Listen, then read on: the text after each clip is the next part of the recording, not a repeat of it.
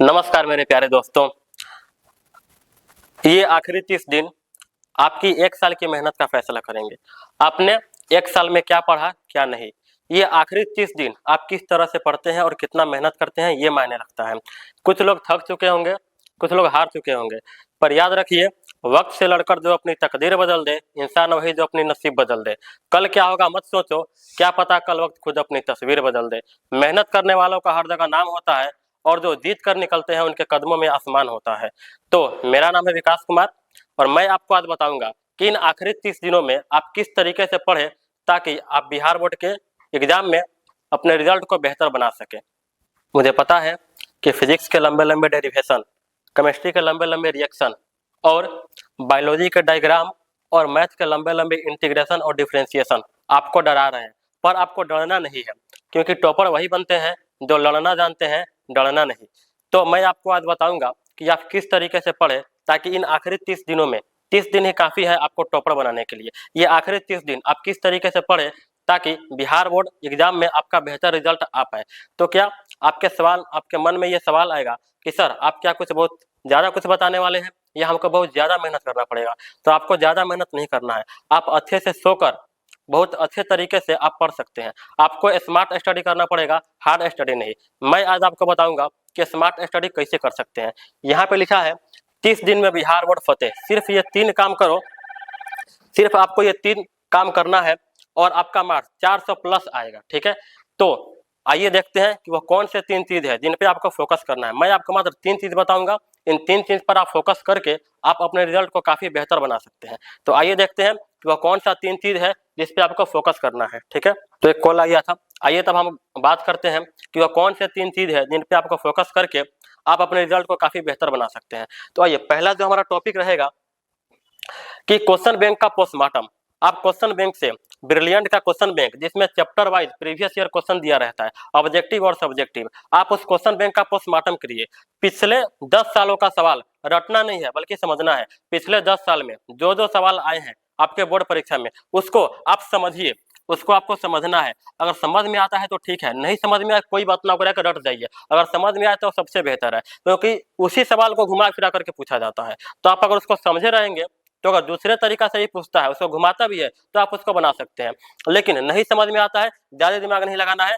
समझ में नहीं आता है कोई बात ना, उसको सीधे रट जाइए। हम बोलेंगे सीधे रट जाइए, समझ में आएगा तो ठीक है, नहीं समझ में आता है तो उसको रटना है। हम बोलेंगे कि रटना है, समझ में आएगा तो ठीक है, नहीं समझ में आएगा तो उसको रट जाइए। क्योंकि अगर आप क्वेश्चन बैंक को पूरा अच्छी तरीके से पढ़ लेते हैं, उसको पूरा अच्छे से याद कर लेते हैं, एक भी सवाल अगर क्वेश्चन बैंक का ना छूटे तो 60 से 70% आपका वहीं पर कंप्लीट हो जाएगा। 60 से 70% आपका वहीं पर कंप्लीट हो जाएगा अगर आप क्वेश्चन बैंक पढ़ लेते हैं। क्योंकि बिहार बोर्ड में पिछले साल का ही क्वेश्चन बार बार दोहराया जाता है, क्योंकि बिहार बोर्ड 100 मार्क्स का तो एग्जाम लेता है, लेकिन उसमें 200 नंबर का क्वेश्चन दिया रहता है। ऑब्जेक्टिव 100 दिया रहता है जिसमें आपको 50 बनाना है, और सब्जेक्टिव भी 100 मार्क्स का रहता है जिसमें आपको 50 मार्क्स ही बनाना रहता है। तो इतने सारे क्वेश्चन वो लाएगा कहाँ से? इसीलिए वो बार बार प्रीवियस ईयर क्वेश्चन को रिपीट करते रहता है, एक ही क्वेश्चन को बार बार घुमा करके पूछेगा। तो अगर आप समझे रहेंगे तो उस घुमाए फिराए क्वेश्चन को भी आसानी से बना सकते हैं। और अगर नहीं समझ में आता है, आप बहुत कमजोर है, साल में कुछ भी नहीं पढ़े हैं, कुछ समझ में नहीं आ रहा है आपको, तो उसको सीधे रट जाइए। अगर आप रट लेते हैं, 60 से 70% आपका काम वहीं पर खत्म हो जाता है। 60 से 70% आपका वहीं पर कंप्लीट हो गया। तो पहला हमारा टॉपिक है क्वेश्चन बैंक का पोस्टमार्टम करिए। क्वेश्चन बैंक को एकदम अच्छे से रट जाइए, एकदम उड़ा के चाट जाइए, डेली उकरा के पढ़िए। डेली डेली क्वेश्चन बैंक का सवाल हल कीजिए, सोल्व कीजिए, और आप क्वेश्चन बैंक को इतने अच्छे से पढ़ लीजिए कि क्वेश्चन बैंक का एक भी सवाल आपसे ना छूटे। तो आप अच्छे से, मतलब 60 से 70% आपका काम वहीं पर खत्म हो जाएगा अगर आप क्वेश्चन बैंक को अच्छे से पढ़ लेते हैं। तो अगला टॉपिक है हमारा, हम आपको टाइम टेबल भी बताएंगे कि किस तरीके से आप पढ़े, डेली रूटीन, कितना घंटा कौन सा सब्जेक्ट पढ़ना है, कब कब पढ़ना है, सबके लिए हम आपको बताएंगे। तो आइए, दूसरे का टॉपिक है हमारा कि ऑब्जेक्टिव पर कब्जा। ऑब्जेक्टिव, आपके एग्जाम में 50 मार्क का ऑब्जेक्टिव पूछा जाता है। आपके एग्जाम में 50 मार्क का ऑब्जेक्टिव पूछा जाएगा। रोजाना हर सब्जेक्ट का 50-50 ऑब्जेक्टिव आप याद कीजिए। हर सब्जेक्ट का अगर ऑब्जेक्टिव आप याद कीजिएगा तो सब्जेक्ट है आपके पास फिजिक्स रहे, केमिस्ट्री है, बायोलॉजी है, और हिंदी इंग्लिश को भी नहीं छोड़ना है, हिंदी इंग्लिश को भी पढ़ना है। हिंदी इंग्लिश भी मायने रखता है, तो हिंदी इंग्लिश सबका 50-50 क्वेश्चन आप डेली याद कीजिए। डेली 50 ऑब्जेक्टिव क्वेश्चन की प्रैक्टिस कीजिए। 50 नहीं होता है कोई बात ना, 50 को हटाइए, 40 ही कीजिए। 40 ऑब्जेक्टिव आप डेली याद कीजिए। अगर 50 आपसे नहीं हो पाता है, 50 ऑब्जेक्टिव नहीं हो पाता है तो 40 ऑब्जेक्टिव याद कीजिए।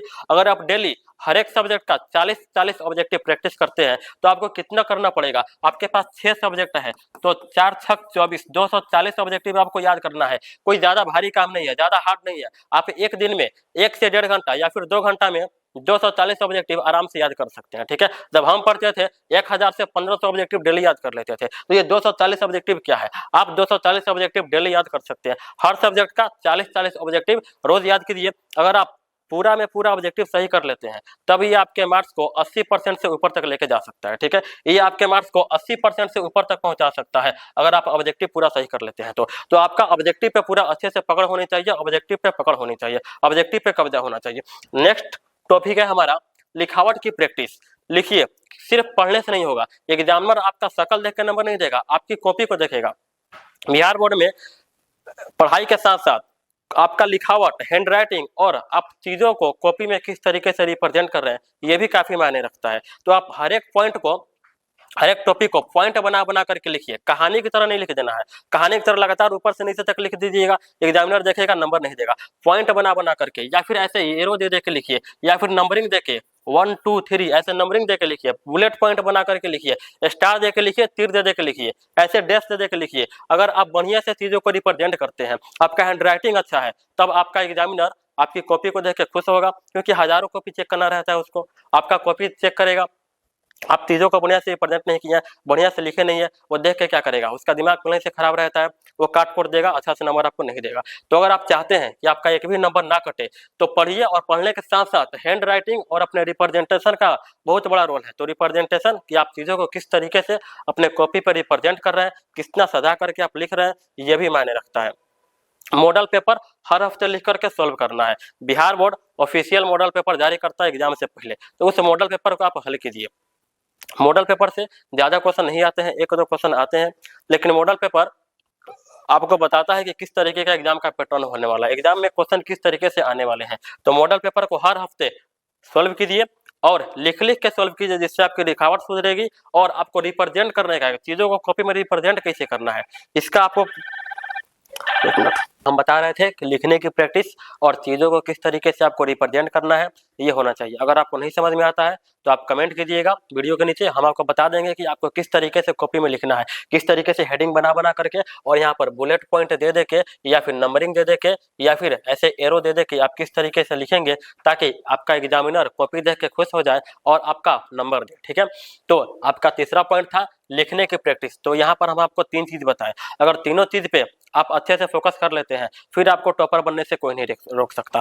पहला हमारा टॉपिक था क्वेश्चन बैंक का पोस्टमार्टम। क्वेश्चन बैंक को एकदम बढ़िया से उसका एक एक क्वेश्चन आपको रट जाना है या फिर समझ लेना है। दूसरा था ऑब्जेक्टिव, डेली आप 40-40, 50 आपसे नहीं याद हो पाता है, 50 हो जाए तो बेस्ट है, अगर नहीं हो पाता है तो डेली आप 40 ऑब्जेक्टिव याद कीजिए हर सब्जेक्ट का, और उसके बाद लिखावट पे ध्यान दीजिए, अपना हैंड राइटिंग सुधारिए और चीजों को रिप्रेजेंट करना सीखिए कि हम कॉपी पे किस तरीके से टॉपिक को रिप्रेजेंट करेंगे। अब हम आपको बताते हैं कि इन 30 दिन में आप डेली किस रूटीन का पालन करेंगे, कैसे पढ़ेंगे, किस सब्जेक्ट पर कितना वक्त दें, हम कब किस समय किस सब्जेक्ट को पढ़ना चाहिए, उसके लिए हम आपके लिए रूटीन बना करके लाए हैं। तो आइए देखते हैं रूटीन को। तो यह आपका routine Bihar board 12th 30 day hard challenge time table. तो देखिए आपको कैसे पढ़ना है, आप 6 से 7 घंटा सो भी सकते हैं और अच्छे से पढ़ भी सकते हैं। तो यहाँ पे टाइम लिखा गया है, यहाँ पर एक्टिविटी है कि आपको क्या करना है, पढ़ना है और कब आपका लंच रहेगा, कब आपको सोना है, और यहाँ पर है क्या करना है आपको, ठीक है। तो पहले आप सुबह 5 बजे जग जाइए, थोड़ा मुश्किल है सुबह 5 बजे जगना, ठंडी का टाइम है लेकिन आपको जगना पड़ेगा। बस 30 दिन आप इतना मेहनत कर सकते हैं, ठीक है। तो यहाँ पर आपको सुबह 5 बजे जगना है और 5 बजे से 5:30 30 मिनट आधा घंटा में आपको फ्रेश हो जाना है, ठीक है। यहाँ पर वेकअप उठना है और फ्रेश हो जाना है, ठीक है। एक्टिविटी यहाँ पर आप कुछ कर सकते हैं, ठीक है।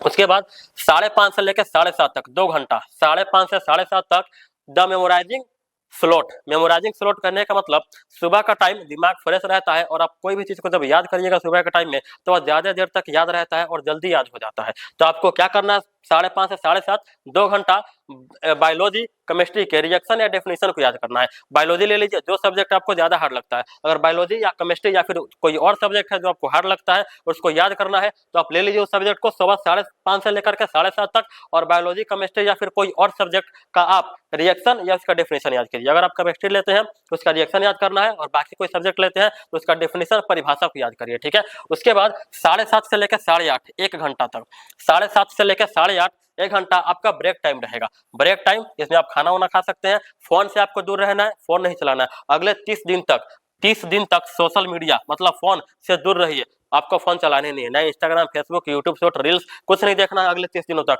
30 दिनों तक एकदम फोन को त्याग दो। हाँ, अगर आपको फोन देखना ही है तो यूट्यूब पर बहुत सारे वन शॉट वीडियो है, पढ़ाई से रिलेटेड वीडियो है, उसको देखिए, ऑब्जेक्टिव का वीडियो देखिए, वन शॉट वीडियो देखिए। रील्स के चक्कर में मत पड़िए अभी 1 महीना, और ना ही कोई सोशल मीडिया के चक्कर में, ठीक है। तो आपको फोन से दूर रहना है।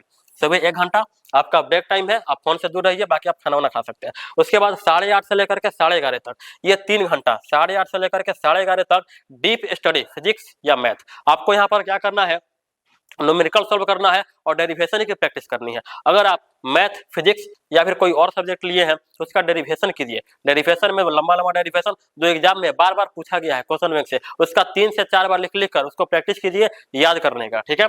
तो न्यूमेरिकल सॉल्व करना है और आपको डेरिवेशन की प्रैक्टिस करनी है अगले 3 घंटे तक, ठीक है। उसके बाद 11:30 से लेकर के 1 बजे तक, 11:30 से लेकर के 1 बजे तक आपको ऑब्जेक्टिव हर सब्जेक्ट का 50-50, जैसे हम पहले बताए थे, हर सब्जेक्ट के लिए 50-50 ऑब्जेक्टिव आपको याद करना है। 50 ऑब्जेक्टिव नहीं याद हो पाता है कोई बात ना, हर एक सब्जेक्ट का आप 40-40 ऑब्जेक्टिव रोजाना डेली 40 ऑब्जेक्टिव आप प्रैक्टिस कीजिए, याद कीजिए, ठीक है।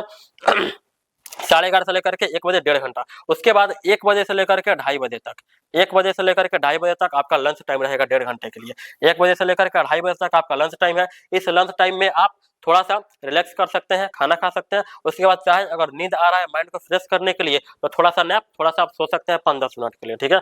उसके बाद 2:30 बजे से लेकर के 4:30 शाम को, 2:30 बजे से लेकर के 4:30 2 घंटा आपको आपका लैंग्वेज सब्जेक्ट मतलब हिंदी, इंग्लिश, और किसी का उर्दू है तो अपना उर्दू भी पढ़ सकता है। हिंदी पढ़ो या इंग्लिश पढ़ो या फिर अपना उर्दू, 2 घंटे आप इस पे अपना टाइम दे सकते हैं। उसके बाद 4:30 से लेकर के 5:30 1 घंटा आपका इवनिंग ब्रेक रहेगा। शाम को आप चाय पी सकते हैं, हल्का नाश्ता कर सकते हैं, माइंड फ्रेश करने के लिए थोड़ा सा खेल सकते हैं, दोस्तों से मिल सकते हैं, लेकिन टेंशन वाला बात नहीं बात करना है, ठीक है। अपने दोस्तों से चाहे किसी से भी एग्जाम को लेकर के टेंशन नहीं लेना है। बाकी आप खेलिए 1 घंटे के लिए, यहाँ पर 1 घंटा का आपका इवनिंग ब्रेक है, आप यहाँ पे कुछ भी कर सकते हैं। उसके बाद 5:30 से लेकर के 8:30 ये 3 घंटा, 5:30 से लेकर के 8:30 आपको क्वेश्चन बैंक का पोस्टमार्टम करना है। जैसा कि हम पहले जो हमारा पहला टॉपिक था, ठीक है, जिसके बारे में हम बताए थे, आपको क्या करना है, क्वेश्चन बैंक का पोस्टमार्टम। सब्जेक्टिव सवाल को लिख करके उसको हल करना है।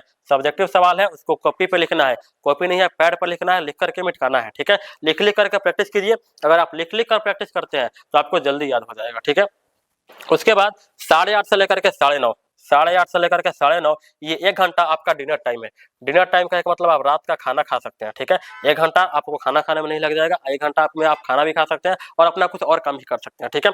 उसके बाद 9:30 से लेकर के 11 बजे तक, 9:30 से लेकर के 11 बजे तक 1.5 घंटा आप दिन भर जो भी पढ़े हैं उसका रिवीजन कीजिए। यह है रिवीजन टाइम आपका, जो दिन भर पढ़े हैं उसे शॉर्ट रिवीजन करें। आप जो दिन भर पढ़े उसका शॉर्ट रिवीजन कर सकते हैं और आगे कल की प्लानिंग कर सकते हैं कि कल आपको कैसे पढ़ना है। अगर बीच में इसमें से कोई भी आपका एक छूट जाता है तो कोई बात ना, जहां से छूटा है अगले दिन वहीं से शुरू कीजिए। और डेली छूट जाए ये गलत बात है, डेली नहीं छूटना चाहिए। हो सकता है कभी कोई काम आ जाए तो इसमें से कोई भी एक स्लॉट छूट सकता है, और कोई एक स्लॉट छूट गया तो कोई दिक्कत नहीं है, अगले दिन जहां से छूटा है वहीं से शुरू कीजिए और कोशिश कीजिए उसको पूरा करने के लिए, ठीक है। इतना पढ़ करके आप अपने बोर्ड परीक्षा में काफी बेहतरीन रिजल्ट ला सकते हैं। धन्यवाद।